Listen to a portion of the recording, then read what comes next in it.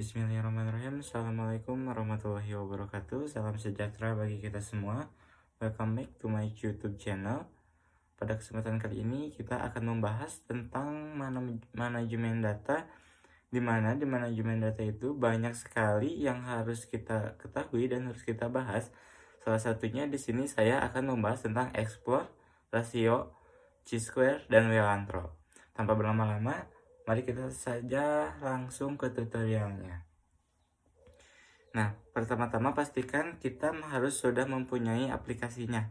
Yaitu di sini kita menggunakan aplikasi SPSS. Kita buka aplikasi SPSS-nya. Nah, teman-teman, setelah dibuka SPSS-nya, di sini saya akan menjelaskan tentang explore terlebih dahulu. Nah, explore atau eksplorasi adalah penggambaran tentang statistik data yang lebih mendalam dan untuk melakukan uji normalitas. Nah, analisis ini juga tanpa harus menggunakan variabel atau faktor kategori sebagai contohnya di sini saya mempunyai data tentang berat dan tinggi badan. Nah, kita langsung saja ke prakteknya. Kita masuk ke variabel view. Kemudian di sini kita ketikkan pada kolom ini, pada kolom nama. Di kolom pertama itu ada berat. Terus untuk type-nya ada numerik. Untuk which-nya ini 8, desimalnya ada 2. Kemudian label, di sini kita tuliskan berat badan. Untuk values kita ketikkan seperti ini, di missing juga seperti ini. Di columns, kemudian di align, kemudian di measure, kita pastikan ini scale. Kemudian pada kolom yang kedua, kita isi tinggi badan. Kemudian type-nya tetap numerik, di labelnya tinggi badan, dan di measure-nya scale. Nah, setelah kita isikan seperti ini, kemudian kita masuk lagi ke data view.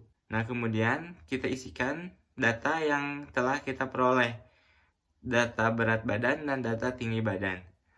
Kemudian kita klik analyze,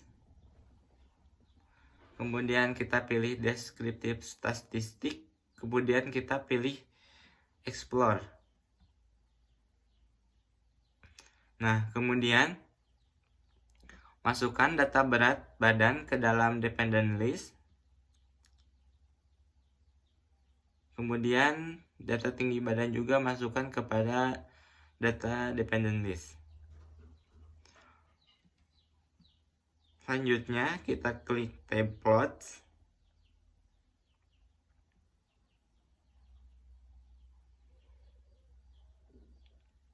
Kita klik continue. Kemudian kita klik OK.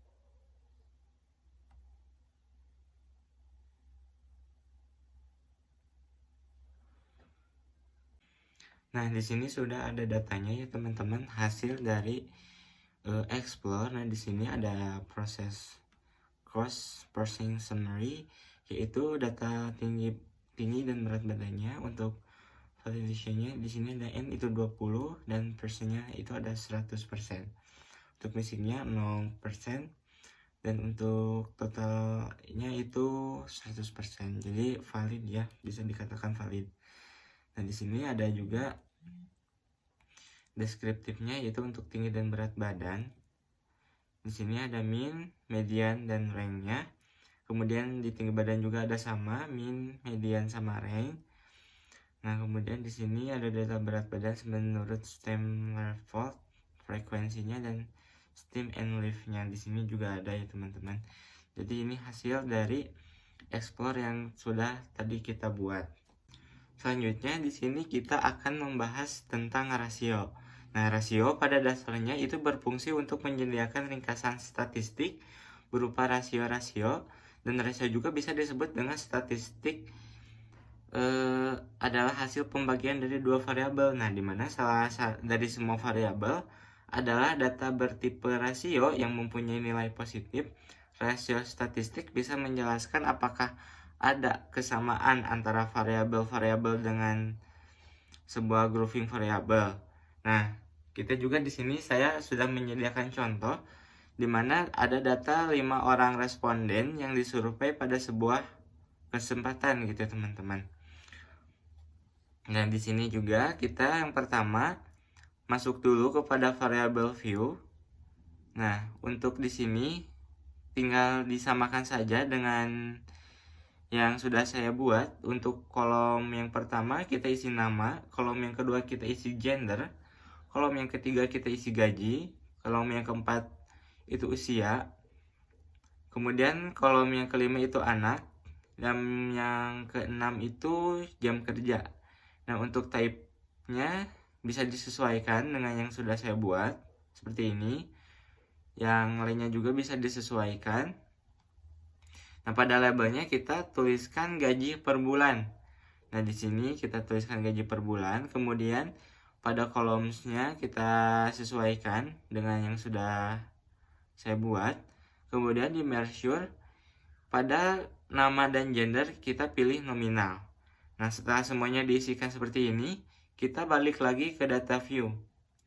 Nah, nanti di sini tinggal diisikan saja seperti namanya, siapa saja, kemudian gendernya, kemudian gajinya berapa, di usianya itu ada berapa, anaknya berapa, dan jam kerjanya itu berapa. Nah, kemudian setelah seperti ini, kita klik analyze sini. Nah, kemudian kita pilih descriptive statistik. Kemudian kita pilih rasio. Nah, setelah itu untuk yang gaji kita pindahkan kepada numerator. Nah, di sini untuk yang anak kita masukkan kepada denominator. Kemudian untuk yang gender kita masukkan ke grup variabel. Nah, setelah dimasukkan seperti ini, kemudian kita klik statistik di sini teman-teman. Nah, selanjutnya setelah diklik statistik maka akan timbul kolom seperti ini. Nah, di sini kita harus dicentang yaitu tentang mean, kemudian week mean, kemudian ini nggak usah, kemudian di sini standard deviation, kemudian kita klik continue teman-teman, klik continue, kemudian kita klik OK. Nah, jadi hasil dari yang telah kita lakukan tadi untuk rasio statistik yaitu di sini seperti pada kolom di sini teman-teman, bisa kita lihat sama-sama di sini. Nah, untuk penjelasannya di sini ada seorang pegawai pria yang diproses karena ia mempunyai 1 orang anak. Nah, responden tersebut mempunyai gaji per bulannya yaitu 525.000. Nah, sedangkan dari berdasarkan gender perempuan itu ada dari 3 data untuk gender perempuan ini, ada 2 data yang diproses karena kedua wanita tersebut memiliki anak. Nah, responden tersebut memiliki masing-masing sebanyak 2 dan 3 orang anak. Adapun gaji dari kedua responden tersebut yaitu sebanyak 500.000 dan 400.000.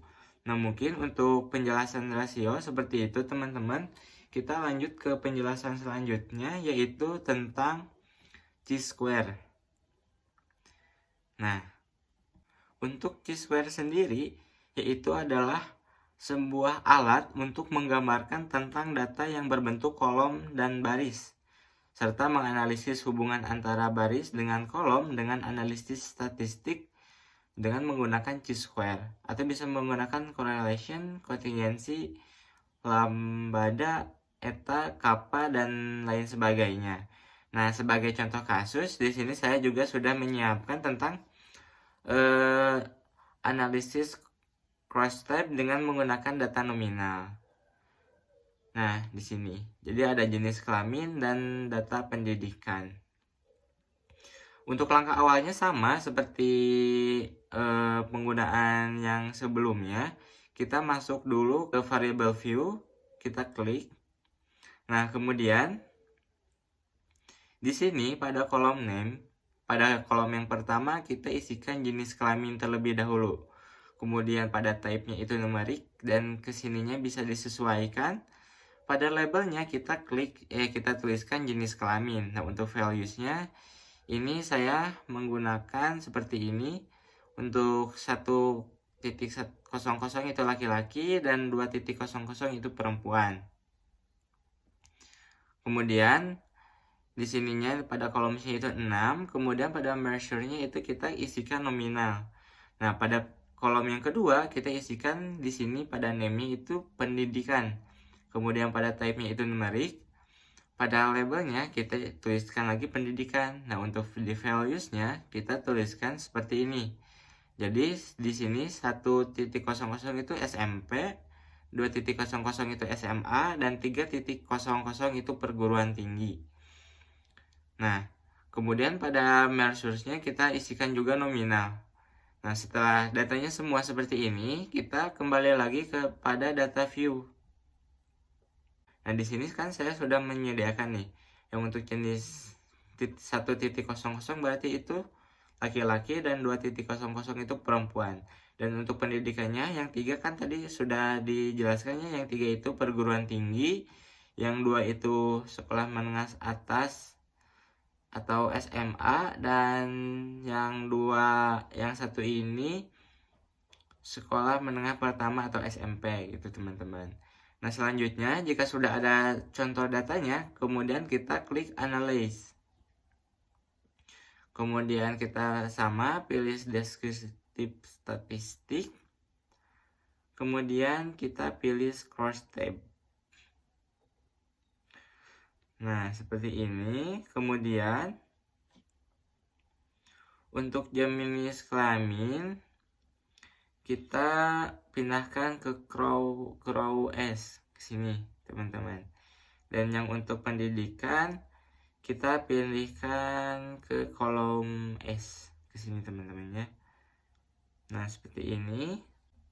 Kemudian kita pilih statistik. Nah, setelah ditekan tombol statistik, maka akan muncul tab seperti ini, tab pada layar teman-teman. Kemudian kita centang pada chi-square dan contingency coefficient pada ini. Kemudian kita klik continue. Nah, setelah itu kita klik tombol OK. Nah, di sini sudah ada hasil dari rasio statistik, di mana di sini bisa kita lihat sama-sama ya teman-teman. Jadi dari output dari jenis kelamin bisa dilihat bahwa jenis kelamin laki-laki dengan pendidikan sekolah menengah pertama atau SMP yaitu sebanyak 1 orang, pendidikan SMA sebanyak 3 orang, dan perguruan tinggi sebanyak 7 orang. Sedangkan untuk jenis kelamin perempuan dengan pendidikan sekolah menengah pertama atau SMP sebanyak 5 orang, SMA sebanyak 3 orang, dan perguruan tinggi 11 orang. Nah, dari sini juga bisa dilihat bahwa jumlah subjek laki-laki sebanyak 11 orang dan perempuan sebanyak 9 orang.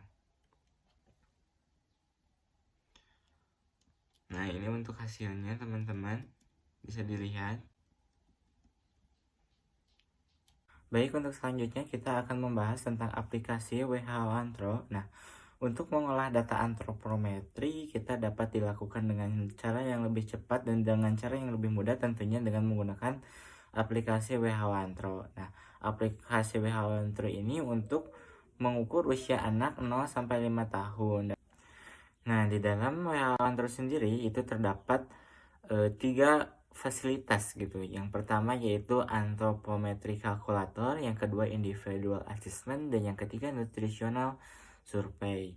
Nah, di sini kita akan mencoba pada anthropometry calculator. Di sini bisa dilihat ya, di sini ada data umumnya, data basic atau data dasar. Pada tampilan pertama kita membuka WHO Antro, bisa kita lihat semua teman-teman di sini. Nah, di sini juga ada data of visit. Yang pertama di sini yaitu tanggal pemeriksaan. Nah, kemudian di sebelah bawahnya di sini ada weight for age, yaitu berat badan berdasarkan umur. Kemudian ada height for age atau tinggi berdasarkan umur, dan BMI for age atau indeks massa tubuh berdasarkan umur. Nah, kemudian di sini juga ada jenis kelaminnya teman-teman. Ada jenis kelamin laki-laki dan ada jenis kelamin perempuan tergantung anak yang kita periksakan. Nah, kemudian di sini juga ada tanggal lahir, kemudian ada bulan lahir. Nah, di sini kita lihat juga di sini usia anaknya yaitu 7 tahun atau setara dengan 84 bulan. Nah, selanjutnya di sini ada berat badan dalam kilogram. Nah, kita bisa isikan berapa berat badannya dan kemudian tinggi dalam sentimeter. Nah, jika ada yang ingin diubah, maka bisa klik tombol ya, dan jika tidak, kita bisa klik tombol no. Dan karena kita tidak perubahan, maka kita klik tombol no. Selanjutnya, kita bisa lihat pada datanya di sini, jika hijau berarti menandakan anak itu sehat ya teman-teman. Jadi anak yang kita pemeriksaan itu anaknya dalam keadaan sehat. Nah, jika kuning berarti anak tersebut berada di kategori gitu kurang sehat, jadi harus ada perbaikan lagi gitu. Nah, terus kita juga bisa lihat di sini pada tabel yang kecil kolom gambar pelangi di sini kita bisa klik. Nah, jadi si berat badan anaknya itu berada di tengah-tengah teman-teman yang ini. Jadi tidak terlalu gemuk dan tidak terlalu kurus, maka anak tersebut bisa dikatakan sehat. Nah, mungkin itu teman-teman video pada kesempatan kali ini. Tadi kita sudah membahas tentang manajemen data, kita sudah membahas tentang explore, rasio, chi-square, dan Wheel-Control. Nah, saya rasa saya cukupkan sekian untuk video kesempatan kali ini. Sampai jumpa di next video selanjutnya. Wabillahi taufiq wal hidayah. Wassalamualaikum warahmatullahi wabarakatuh.